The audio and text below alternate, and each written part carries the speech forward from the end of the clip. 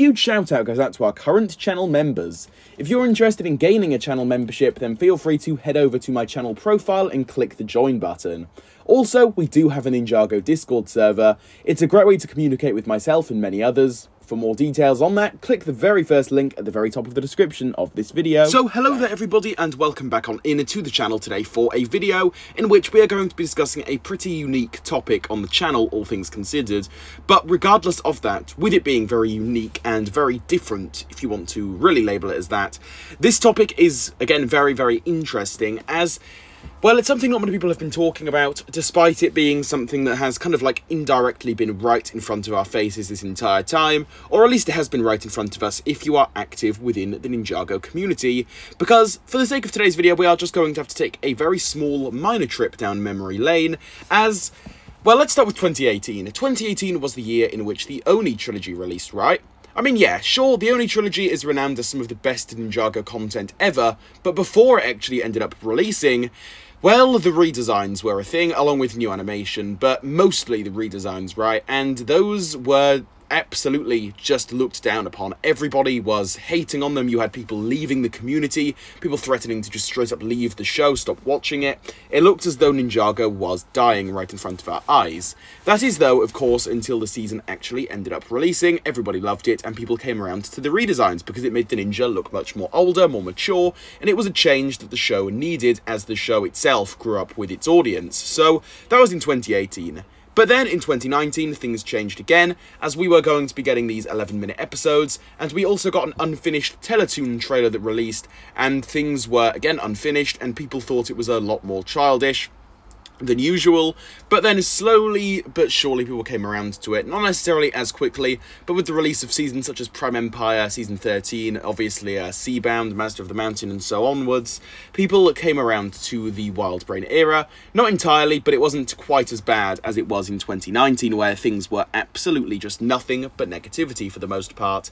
And now, in 2023, fast forwarding a few years, well, we have a new change for Ninjago, and this change is quite possibly one of the biggest ever, up there with the redesigns, but just in a slightly different way, as we of course have all new ninja teams coming into play here, with obviously Aaron and Sora at the forefront, and other characters such as potentially people like Wildfire and so onwards, more we're going to probably be learning more about within a Dragons Rising Season 1 Part 2, to be honest with you. But yeah, this is a pretty huge change, as again, new characters are at the very centre and at the very forefront of a new Ninjago, and so our old ninja team, the ones we've grown up with for like more than 12 years or so, are taking the backstage. They're not going to be as prevalent, they're still going to be there, but they are not going to be as, like, main on screen, if that makes any sense. So, with that being said, I just think, and I've realised as of late, that the Ninjago community actually hasn't been very negative in the slightest. I mean, think about it once again, as I've previously stated in this video, in times like 2018 and 2019, the community basically erupted, and it was just pure negativity throughout. But now in 2023, even though we've got a huge change happening to Ninjago, things haven't really been like that in the slightest. And I find that very, very shocking, to be honest, but it's a very shocking, like, good change for the Ninjago and the community, in my personal opinion. Again, things have been hugely different as so far when it comes to Dragons Rising, but things are, like, just a lot more well received, and I think that comes down to the fact that the Ninjago community is finally growing up a little bit compared to the back then.